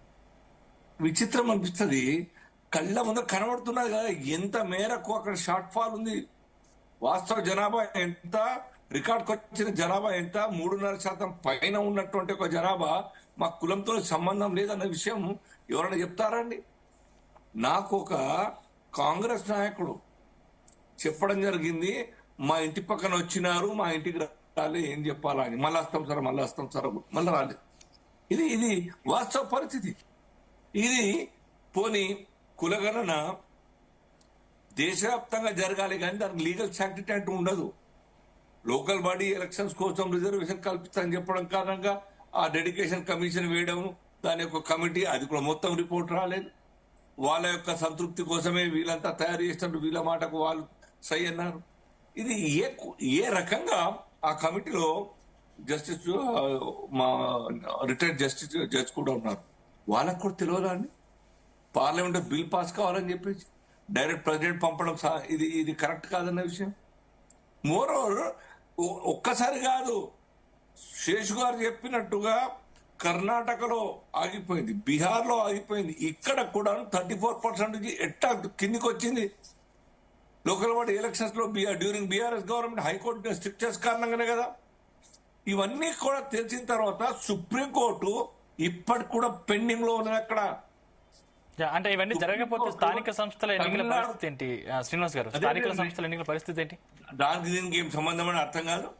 మీకేం రైట్ ఉంది? ప్రజల యొక్క హక్కుని కాపాడే రైట్ ఏమున్నది మీకు?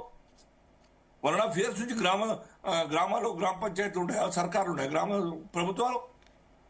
అదే మీకు సాధించిన అమలు చేయండి కానీ, అప్లై చేయండి కానీ ఆ యొక్క దాని కారణంగా నేను స్థానిక సంస్థల ఎలక్షన్స్ 42%తోనే నేను నిర్వహిస్తాను అయితే అర్థం లేని మాట మాట్లాడమే ముఖ్యమంత్రి గారు. దానికి దీనికి సంబంధమా? ఇప్పుడు 5 ఏళ్ళ కొనసాగుతుంది కోర్టు. ఎట్లయితే తమిళనాడు సుప్రీంకోర్టులో కేసు నడుస్తుందో 69% ఇప్పటికే డిస్పోజ్ కాదు, అక్కడ పెండింగ్ ఉంది. అదే రకంగా పెండింగ్ లో ఉంటే అదే రకంగా గ్రామ పంచాయతీలకు మరి పాలక మండలి లేకుండా ఇస్తారు మీరు? దానికి ఏమైనా అర్థం ఉందా? చెప్పండి, చాలా హుందాగా చెప్పండి, ఎస్ మేము పోరాటం చేస్తున్నాం, అప్పటిదాకా వెయిట్ చేయండి, కానీ ఇప్పుడైతే ఎలక్షన్ కండక్ట్ చేస్తున్నాం, క్షమించండి, మా మాట ఇచ్చి తప్పుతున్నాం అని చెప్పేసి అడగండి, ప్రజల్ని అడగండి, సారీ చెప్పండి. కానీ ఎన్నికలు మాత్రం నిర్వహించండి. మీరు ఏ కోశాన కూడా ఈ ఎలక్షన్స్ ఈ యొక్క రిజర్వేషన్స్ తోని పెంచే రిజర్వేషన్ తో కండక్ట్ చేయలేదు. రేపు కోశాన కూడా ఛాలెంజ్ చేస్తాను నేను. ఇప్పుడు టైమే లేదు. సెప్టెంబర్ 30th లోపల పాలక మండలి రావాలి. ఎట్లా సాధ్యమవుతుంది? కాబట్టే మీరు హుందాగా తప్పు నొక్కోండి, మీ ప్రభుత్వం మొత్తం ప్రజలకు సారీ చెప్పండి, కండక్ట్ చేయండి. ఇప్పటిదాకా ఉన్నటువంటి 70 సంవత్సరాలు అయిపోయింది సార్ స్వాతంత్రం వచ్చి. కాంగ్రెస్ పార్టీ కేంద్రంలో ఇటు రాష్ట్రాల్లో అన్ని చోట్ల కూడా ఆ పవర్ లో ఉన్నటువంటి కాలంలోనే మీరు చేయలేకపోయినారు. మీకు ఆ దృష్టి లేదు, చిత్తశుద్ధి లేని కారణంగా చేయలేకపోయినారు. ఒక తమిళనాడు ఉదాహరణ పట్టుకుని దట్టు మీ ద్వారా అయింది. మరి ఇప్పటికి పెండింగ్ ఎందుకున్నది? క్లియర్ కట్ దానికి చట్ట రూపం ఎందుకు దాల్చలేదు అది? కాబట్టి లేకుండా సున్నా సుప్రీంకోర్టు 50% దాటంటారు. అది సాధ్యం అవుతుంది అనుకుంటాం. సాధ్యం కూడా చేయొచ్చు. మనం రాజ్యాంగం సవరణ జరగాలి, కొత్త చట్టం తీసుకురావాలి, పార్లమెంట్ లో పెట్టాలి, 2 సభల్లో కూడా ఆమోదం తెలిపాలి, దాని ద్వారా ప్రెసిడెంట్ గారు ఇవ్వాలి. అప్పుడు సుప్రీంకోర్టు అబ్జెక్షన్ చేయదుగా. సుప్రీంకోర్టు వాటి రాజ్యాంగంలో ఉన్నది, చట్టాల్లో ఉన్నది, దానికి వాటి యొక్క అమలు కోసం కోర్టు ఉంటాయి. కాబట్టి చట్టం రూపం దాల్చిన తర్వాత కోర్టుకు అది ఆపే అధికారం లేదు, ఉండదు కూడా. కాబట్టి ఇవాళ మీరు చేయాల్సిందల్లా పని, first you conduct elections, local body elections. సర్పంచులు లేరు, మండల జిల్లా పరిషత్ జడ్పీటీసీలు ఎంపీటీసీలు లేనటువంటి ప్రజలు ఎవరికి కలవాలి? ఎంత ఇబ్బంది అయితే అవును, ఎక్కడ ఉంటుంది ఇట్లా?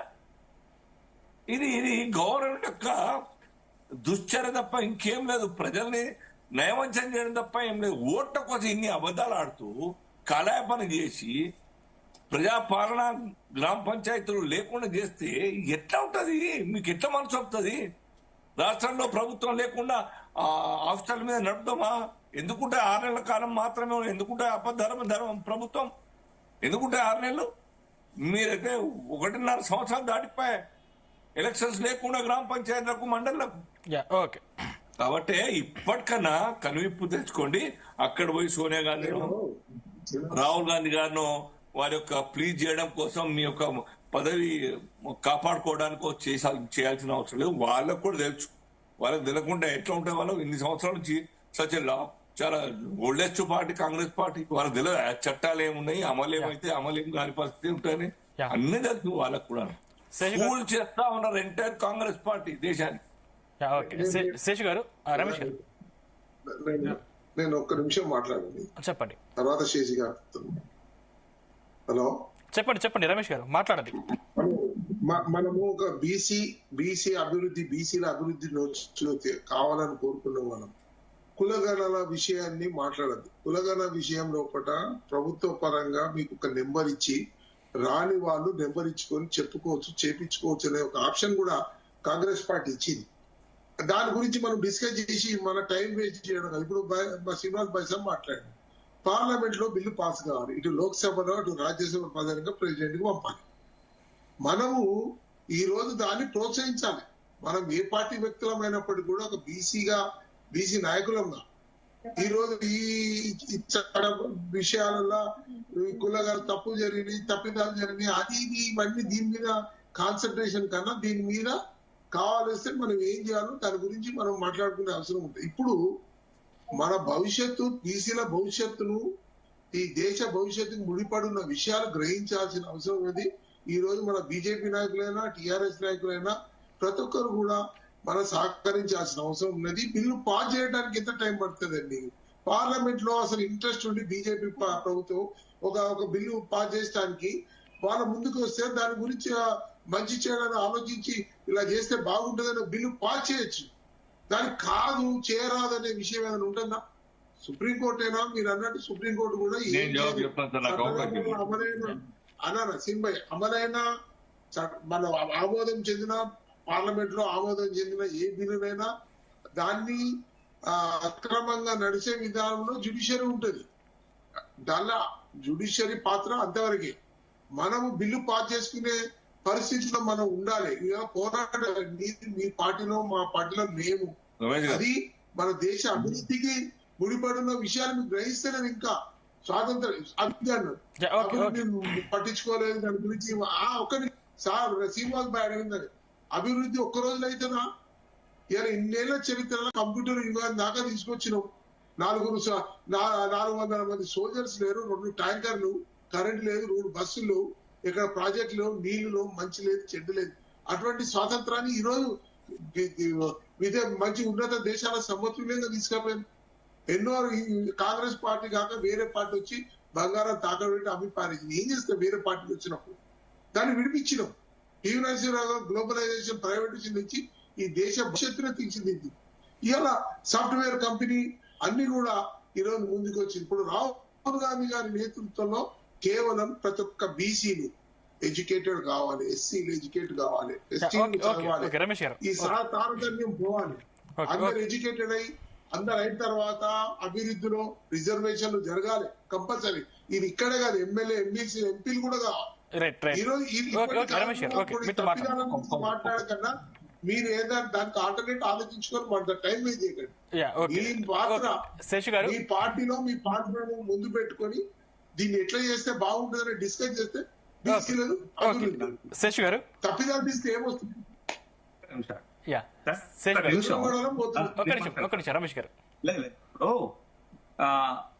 డిసెంబర్ 7, 2023లో కాంగ్రెస్ ప్రభుత్వం తెలంగాణలో అధికారంలోకి వచ్చిన తర్వాత రేవంత్ రెడ్డి గారు తీసుకుంటున్నటువంటి నిర్ణయాలపైన, వాళ్ళ ప్రభుత్వ పాలసీలపైన ఇదే శేషు అనేటవాడు 50 ఆర్టికల్స్ రాసిండు. 50 ఆర్టికల్స్ రాసిండు వాళ్ళ ప్రభుత్వం తీసుకుంటున్నటువంటి నిర్ణయాలపైన. కానీ నేను ఒక జాతి బిడ్డని కదా, నా జాతికి అన్యాయం చేస్తుంటే ఊరుకోవటానికి నేనేమన్నా కంచాయిలేనా? ఈ కులగణంలో తప్పు జరిగింది, తప్పు అని చెప్తున్నాను. 42% రిజర్వేషన్లు సాధించే మార్గం ఇది కాదు అని చెప్తున్నాను. ఇది కామారెడ్డిలో వాళ్ళు ఇచ్చినటువంటి బీసీ డిక్లరేషన్ అండి. ఈ డిక్లరేషన్ లో బీసీలకు ప్రతి బడ్జెట్ లో 20,000 కోట్లు పెడతామన్నారు. మరి పెట్టకపోవటానికి సుప్రీంకోర్టు అడ్డుపడ్డదా, పార్లమెంట్ అడ్డుపడ్డదా, బీజేపీ అడ్డుపడ్డదా? చెప్పాలి రమేష్ గారు. పాయింట్ 1. పాయింట్ నెంబర్ 2, ఎంబీసీలకు మంత్రిత్వ శాఖ ఇస్తానన్నారు. మరి మంత్రిత్వ శాఖ ఇవ్వకుండా, ఎంబీసీలను మంత్రులు చేయకుండా ఏ వ్యవస్థలు ఈ దేశంలో అడ్డుపడ్డాయో చెప్పాలా? బీసీ పిల్లలకు పూర్తి ఫీజు రియంబర్స్మెంట్ ఇస్తామని హామీ ఇచ్చారు. అవి ఇవ్వకుండా ఏ చట్టం అడ్డుపడ్డదో వాళ్ళు చెప్పాల్సినటువంటి అవసరం ఉంది. ఇంకొక కీలకమైనటువంటి అంశం ఏంటంటే, ఇప్పుడు రమేష్ బాబు గారు అమెరికాలో ఉన్నారు, విదేశాల్లో ఉన్నారు కదా. పూలే విదేశీ విద్యా జ్యోతి అనేటటువంటి పథకం కింద ప్రతి సంవత్సరం బీసీ విద్యార్థులు 300 మందిని ఆ విదేశాలకు పంపుతారు. ఆ పథకం కింద 800 మందిని ప్రతి సంవత్సరం పంపాలని ముఖ్యమంత్రి గారి ఆఫీస్ లో ఫైల్ ఉంది. 10 నెలలుగా ఆ ఫైల్ పైన సంతకం పెట్టకుండా, అంటే బీసీ విద్యార్థులు విదేశాలకు పోయి పెద్ద చదువులు చదువుకోవద్దని ముఖ్యమంత్రి గారు భావిస్తున్నారా? వేరాస్ ఎస్సీలను 210 మందిని పంపిస్తాం సంవత్సరానికి. వారం రోజుల క్రితం 500 మందిని పంపేటటువంటి ఫైల్ లేదు, ఏం లేదు, నిర్ణయం తీసుకున్నారు. దాన్ని ఆహ్వానిద్దాం, ఎస్సీలను పంపడాన్ని ఆహ్వానిద్దాం. కానీ బీసీ విద్యార్థులను పంపేటటువంటి ఫైల్ పైన ముఖ్యమంత్రి గారు 10 నెలలుగా తన ఆఫీస్ లోనే పెట్టుకొని తొక్కి పెట్టాడు. అంటే బీసీల పైన, బీసీల సంక్షేమం పట్ల ఆయనకు ఉన్నటువంటి చిత్తశుద్ధి ఇదే. రేర్ అంటే ఇదే మోడల్, రేర్ మోడల్ అంటే ఇదే, తర్వాత రోల్డ్ మోడల్ అంటే ఇదే. బీసీలను నోటితో నవ్వుతూ నొసటితో వెక్కిరించటమే ఈ ముఖ్యమంత్రి యొక్క ప్రధాన ఉద్దేశం అని చెప్పడానికి నేను ఈ ఉదాహరణ వాడుతున్నాను. రమేష్ బాబు గారు అమెరికా నుండి తిరిగి వచ్చిన తర్వాత రేవంత్ రెడ్డి గారి దగ్గరికి వెళ్లి, అయ్యా బీసీలకు విదేశాలకు పంపేటటువంటి పథకం పైన, ఫైల్ పైన నువ్వెందుకు సంతకం పెట్టట్లేదని నిలదీస్తే, ఒక బీసీ బిడ్డగా, తను బీసీ బిడ్డగా మన ఇద్దరం కలిసి నేను పోరాటం చేస్తాను, మీరు లాబింగ్ చేయండి, ఆ పథకాన్ని తీసుకొచ్చేటటువంటి బాధ్యత మీదే.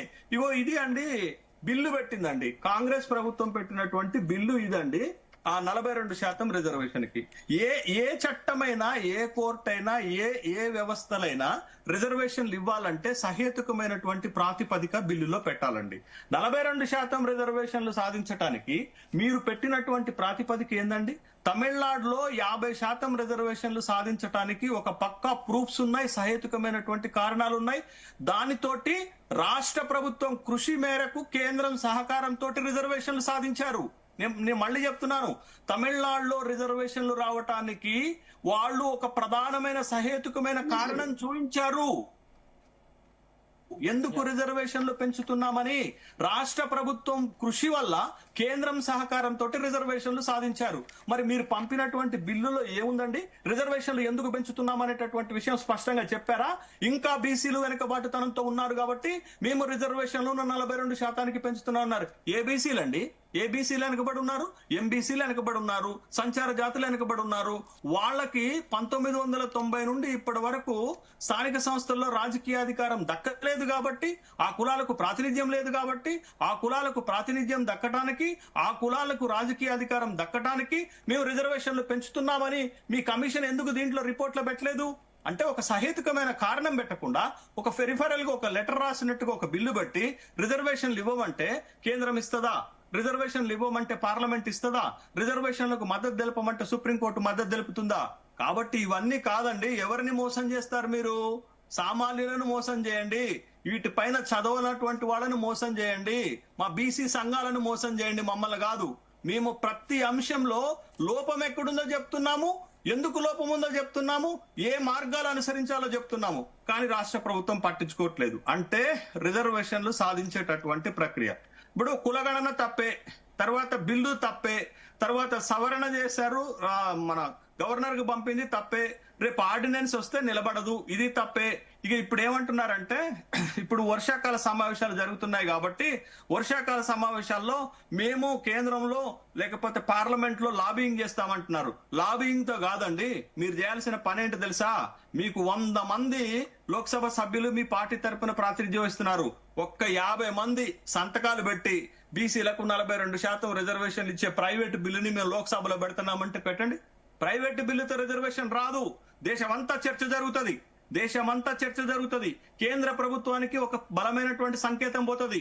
మీరు తెలంగాణ రాష్ట్రంలో బీసీలకు 42% రిజర్వేషన్లు ఇవ్వాలనేటటువంటి ఒక సంకేతం దేశమంతా మారుమోగిపోతుంది కదా. మరి ఆ పని ఎందుకు చేయట్లేదు మీరు? మీ పార్టీ ఎందుకు ప్రైవేట్ బిల్లు ఇవ్వట్లేదు? 50 మంది ఎంపీలు ఎందుకు సంతకం పెట్టట్లేదు?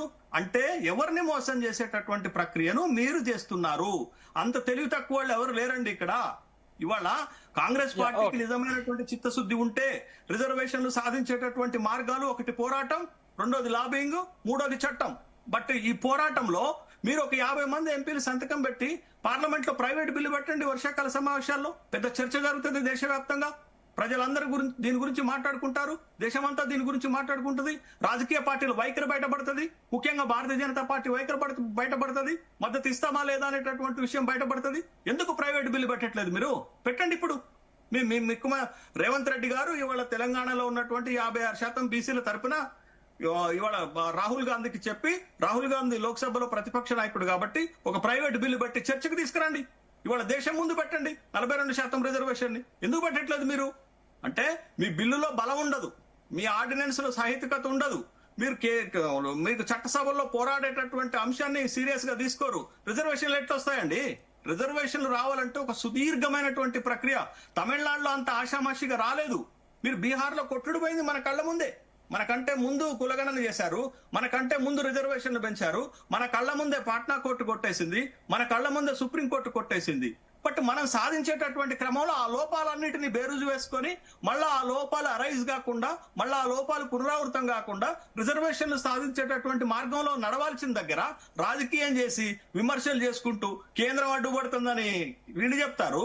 కేంద్రం ఏం చెప్తుంది? భారతీయ జనతా పార్టీ ఏం చెప్తుంది? దీంట్లో ముస్లింల రిజర్వేషన్ తీసేయండి. ముస్లింల రిజర్వేషన్ ఎక్కడుందండి అసలు? దీంట్లో 40 బీసీలు ఉన్నది 46% లెక్కకు, మేము పెట్టింది 42%. ఇక అసలు దీంట్లో ముస్లింల ప్రస్తావన ఎక్కడొస్తుంది? మత ప్రాతిపదికన మేము రిజర్వేషన్లు ఇవ్వమని బీజేపీ. అసలు దీంట్లో మతం ఎక్కడది? వెనుకబాటుతనమే కదా. కులం ఎక్కడది? దీంట్లో వెనుకబాటుతనం ఆధారంగానే ఈ రిజర్వేషన్లు ఇచ్చాము, సామాజిక వెనుకబాటుతనం ఆధారంగా. దీంట్లో అసలు ముస్లింల ప్రస్తావన ఎందుకు వస్తుంది? నువ్వు ముస్లింల రిజర్వేషన్లు మీరు తీసేయండి, మేము ఆమోదిస్తామని బీజేపీ ఎట్లా అంటది? అంటే ఈ పార్టీలన్నీ కూడా బీసీల యొక్క అభివృద్ధి పట్ల, సంక్షేమం పట్ల, రిజర్వేషన్ల పట్ల చిత్తశుద్ధి లేనట్లుగా మనకు కనపడుతుంది తప్ప, ఇది మోసం చేసేటటువంటి ఒక ప్రక్రియ తప్ప ఎక్కడ కూడా ఎవరికి కూడా బీసీల వెనుకబాటుతనానికి పోవటానికి రిజర్వేషన్లు ఇచ్చేటటువంటి అంశం పైన సీరియస్ గా పనిచేయటలే. రాజకీయం కోసం, ఒకళ్ళ పైన ఒకళ్ళు ఆధిపత్యం చేసుకోవడం కోసం, విమర్శలు చేసుకోవడం కోసం మాత్రమే ఈ అంశాన్ని అడ్డం పెట్టుకుంటున్నారనే విషయాన్ని ఎందుకు మాకు అర్థం కావట్లేదా? మేము అంత చదువు లేకుండా ఉన్నావా? ఓకే, ఇవాళ ఓకే. బీసీలు కూడా చదువుకుంటున్నారు, ఇవాళ బీసీలకు కూడా చట్టాలు అర్థమవుతున్నాయి, ఇవాళ బీసీలు కూడా రాజకీయ వ్యూహాలు అర్థమవుతున్నాయి, మీరు చేస్తున్నటువంటి పని కూడా అర్థమవుతుంది. కాబట్టి ఇంకా ఎంతకాలం మీరు మభ్య పెట్టలేరు, ఇంకా ఎంతకాలం మమ్మల్ని మోసం చేయలేరు. బీసీలకు ఓకే. 42% రిజర్వేషన్లు తీసుకురాకపోతే జరిగేటటువంటి నష్టాన్ని, రాజకీయ నష్టాన్ని మీరు కూడా ఊహించలేరు. సత్యవతి గారు ఏం చెప్తారు? అంటే 42% రిజర్వేషన్ సంబంధించి కవిత గారు అంటే జాగృతి తరపున పోరాడారు, మీరు సక్సెస్ అయ్యమని చెప్పుకుంటున్నారు. కానీ బీఆర్ఎస్ మాత్రం దీంట్లో ఎటువంటి ప్రకటన కూడా చేయలేకపోయింది. ఏం చెప్తారు? ఎవ్వరు సక్సెస్ అయ్యాము అని చెప్పేసి చెప్పుకోవడానికి గొప్ప ఏం లేదండి ఇక్కడ. అంటే కవిత గారు ముందు కవిత గారు కావచ్చు, లేకపోతే కాంగ్రెస్ కావచ్చు, లేకపోతే XYZ ఎవరైనా కావచ్చు, బిల్లు ఆమోదం లేకుండా స్థానిక సంస్థల ఎన్నికలకు 42% రిజర్వేషన్ తో పోకుండా, అది ఇంప్లిమెంట్ కాకుండా, ఎన్నికలు నిర్వహించకుండా ఎవరెన్ని గొప్ప మాటలు చెప్పినా అవన్నీ కూడా దిగదుడిపే అవుతాయి. నేను కవిత గారి గురించి అంటలేను, లేకపోతే కాంగ్రెస్ గురించి అంటలేను, ఎవరంటే అసలు ప్రాతిపదికను పాటించకుండా ఇవాళ బీసీలను, తెలంగాణ ప్రజల్ని మోసం చేయడానికి కాంగ్రెస్ కంకణం కట్టుకున్నదని స్పష్టం అవుతుంది. దీని నుంచి బయటపడడానికి మళ్ళీ ప్రతిపక్షాల మీద, అటు బీజేపీ మీద నెపం నెడుతున్నటువంటి పరిస్థితి. ఇప్పుడు రమేష్ గారు అదే మాట్లాడుతున్నారు కదా, ఆ బిల్లుతో ఏం సంబంధం ఉంది?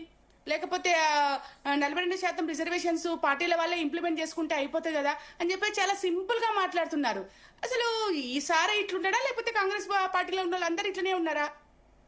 అంటే దీన్ని మీరు రాజకీయ కోణంలో మాత్రమే చూస్తున్నారు. అదే కరెక్ట్ అయితే ఇంత ప్రాతిపదిక ఇంత పని ఎందుకు చేశారండి? అదే కరెక్ట్ అయితే ఈ పని అంతా ఎందుకు చేశారని నేను ప్రశ్నిస్తున్నా. అదే కరెక్ట్ అయితే కాంగ్రెస్ పార్టీ కాదు, బీజేపీ కాదు, బీసీలకు సహకరించకపోతే, రిజర్వేషన్ ఇవ్వకపోతే వాళ్ళ ఉనికికే నష్టం. కాంగ్రెస్ పార్టీకి నష్టమే, బీజేపీ ఎవ్వరైనా పర్వాలేదు. ఈ రోజు బీసీ ఉద్యమం అలా విస్తృతంగా ఈ రోజు బ్రహ్మాండమైన రీతిలో, అది చాలా మంచి good sign. It is a good sign for development of nation. అందుకే రాహుల్ గాంధీ గారు ఈ దాన్ని లేపారు.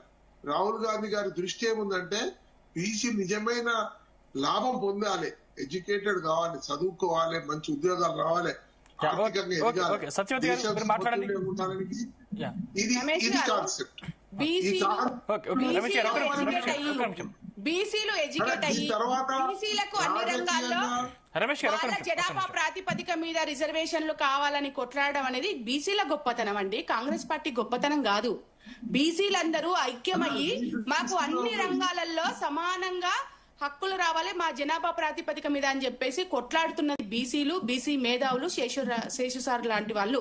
అక్కడ జరుగుతున్నటువంటి తప్పుల్ని ఎత్తి చెప్తున్నది కూడా ఇలాంటి మేధావులు. వీళ్ళని మీరు పట్టించుకోరు. వాళ్ళు చేస్తున్నటువంటి ఉద్యమాలని మీరు ఎన్కరేజ్ చేసుకోవడం కోసము ఇవాళ స్థానిక సంస్థల్లో 42% రిజర్వేషన్ అని చెప్పేసి మీరు రేవంత్ రెడ్డి గారు మాట్లాడారు. కానీ దానికి సంబంధించినటువంటి ప్రాతిపదిక ఏది కూడా చట్టబద్ధంగా, న్యాయబద్ధంగా చెయ్యలేదని చెప్పి శేషుసారే అంటున్నారు. మిగతా వాళ్ళు ఎవరు అంటలేరు. ఎవరికైతే బీసీలో ఎవరైతే బీసీ అంటే బీసీ భేదావిగా ఉండి బీసీలకు న్యాయం జరగట్లేదో, ప్లస్ బీసీలు వెనకబాటుతనంతో ఉన్నారో, ఇగో పాపు ఇది చెయ్యండి అని చెప్పేసి ప్రభుత్వానికి చెప్పినప్పటికీ కూడా మీరు వినకుండా కాకమ్మ కబుర్లు చెబుతూ కాలం గడుపుతున్నారు కదా. దీన్ని మేము ప్రశ్నిస్తున్నాము.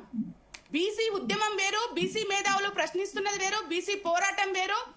దాన్ని మీరు రాజకీయ పరంగా ఇన్కేజ్ చేసుకోవడం కోసం చేసినటువంటి ప్రక్రియ వేరు. రెండును వేరుగా చూడండి, అర్థమైందా?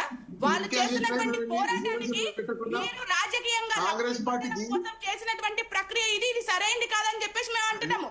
వాళ్ళు చేసినటువంటి పోరాటాన్ని సరిగ్గా సక్రమంగా మీరు చట్టబద్ధంగా చేసి ఉంటే ఈ రోజు రిజర్వేషన్ అమలుతోటి మనము స్థానిక సంస్థల్లోకి తమిళనాడు లాగా మనము కూడా పోయే వాళ్ళము. ఈ ప్రక్రియ ఏది కూడా మీరు సరిగ్గా చేపట్టలేదు. మీరు మాట్లాడకండి సార్, నేను మాట్లాడుతున్నాను. చేపట్టకపోగా మీరు అమలు చేయండి అని చెప్పేసి మాట్లాడుతున్నారు. ఇది సరైంది కాదు. నేను అందుకే అంటున్నారు రమేష్ గారు మీకు అవకాశం ఇస్తాను. నేను అంటున్నా మీరేమంటలేరు, మీరేమంటలేరు, మీరు రాముందండి, మీరేమంటలేరు, మీరేం చెయ్యరు సార్. లేకపోతే కాంగ్రెస్ పార్టీ కూడా నాశనం అయిపోతుంది. గట్లేం లేదు.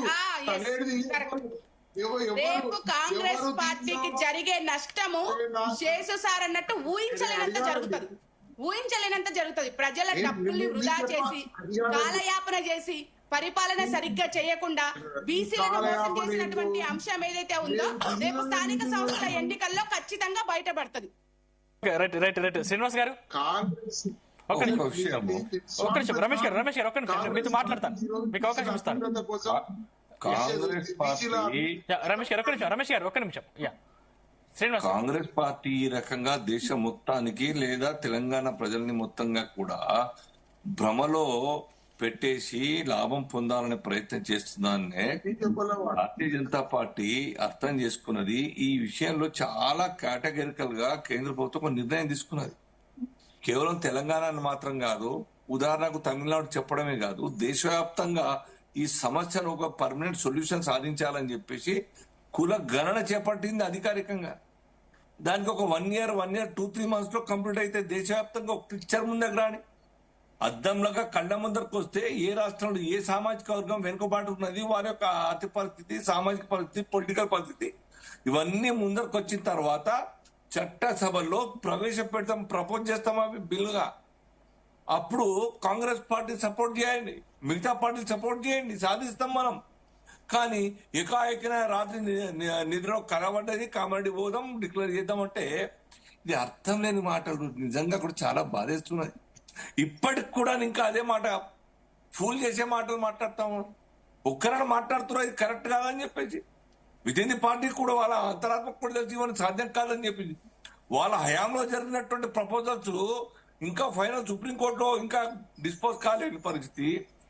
ఈ యొక్క శేషు గారు చెప్పినట్టుగా ఎక్కడ కూడా ఇంకో మాట చెప్తా ఉన్నాను. డ్యూరింగ్ టిఆర్ఎస్ సర్కార్ లో ఆ మైనార్టీ పేరు మీద ఉన్నటువంటి బిల్లు క్లబ్ చేయడం కారణంగానే ఆగింది. ఎస్టీలకు మైనార్టీలకు పెంచేటువంటి ఒక బిల్ ప్రపోజ్ చేసిందా 12% ఇస్తా అని చెప్పేసి. ఎస్టీలకు ప్రత్యేక గ్రామ పంచాయతీలు, వాళ్ళ ఎస్టీలకు రిజర్వేషన్ పెంచేస్తా అని చెప్పి ఎందుకు ఆగింది? మైనార్టీలు ఎందుకు ఆగింది? 12% నుంచి 4% ఎందుకు దిగింది? కాబట్టి ఒకసారి కులగణన లెక్క రాని ముందర దేశవ్యాప్తంగా ఇంతకాలం ఓపిక పట్టినారు మీరు అందరు కూడా. దేశం మనమంతా వెయిట్ చేసినాం. ఒక ప్రొసీజర్ లేకుండా, దాని యొక్క పిక్చర్ కళ్ళ ముందర రాకుండా ఇష్టారీతన చేస్తా అంటే ఎవ్వరు ఒప్పుకోరో, సాధ్యం కాదు. చట్టాలు అడ్డొస్తాయి, రాజ్యాంగం అడ్డొస్తాయి, అర్థం చేసుకోరు.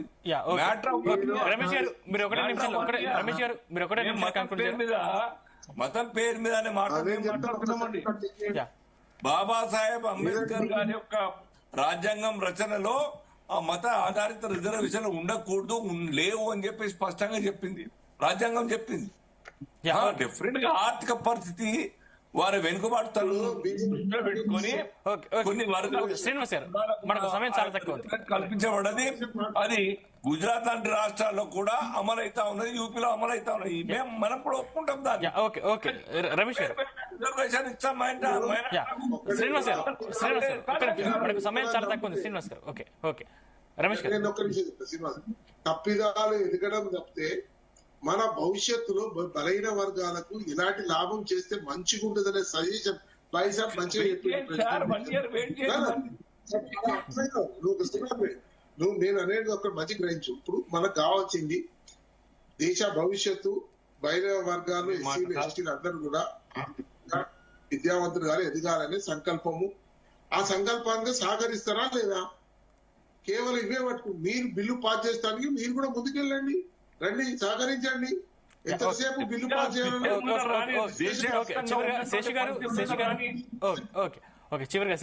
మీరు పెట్టిన బిల్లే తప్పంటుంటే మళ్ళీ బిల్లు పాస్ కావడానికి సహకరించండి అని చెప్పేసి మాట్లాడుతున్నారండి సార్ మీరు. శేషు గారు మీరు ఒకటి కంక్లూడ్ ఇవ్వండి. అంటే ఒకవేళ కేంద్ర హోంశాఖ దీని మీద పాజిటివ్ గా రెస్పాన్స్ కాకపోతే ఎట్లా అంటారు? ఈ సవరణ 285A క్లాజ్ కి వీళ్ళు ప్రతిపాదించినటువంటి సవరణ అది గవర్నర్ గాని కేంద్ర హోంశాఖ గాని అనుమతి ఇచ్చేటటువంటి అవకాశం లేదు.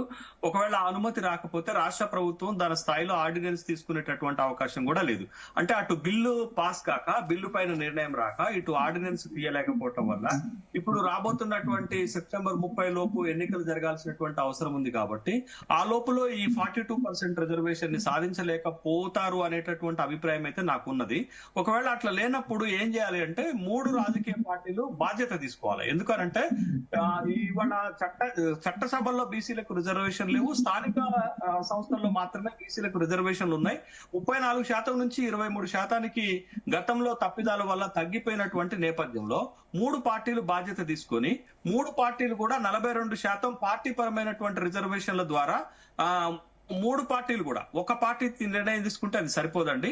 3 పార్టీలు కూడా పార్టీ పరమైనటువంటి అంటే రాజకీయ పరమైనటువంటి రిజర్వేషన్లు ఈసారికి ఇస్తే కొంత మేరకు స్థానిక సంస్థల్లో బీసీలు పెద్ద ఎత్తున నాయకత్వపు బాధ్యతల్లోకి వచ్చేటటువంటి అవకాశం ఉంటుంది. బట్ ఈ ఎన్నికల తర్వాతనైనా కాంగ్రెస్ పార్టీ, కేంద్ర ప్రభుత్వం రెండు కూడా సంయుక్తంగా కృషి చేసి బీసీలకు 42% రిజర్వేషన్లు తీసుకురావాల్సినటువంటి అవసరం అయితే ఉన్నది. రైట్. థ్యాంక్ యూ శేషు గారు, థ్యాంక్ యూ సత్యవతి గారు, రమేష్ గారు, శ్రీనివాస్ గారు, థ్యాంక్ యూ అండి. చర్చలో మాతో పాటు పాల్గొన్నందుకు ధన్యవాదాలు. మొత్తం మీద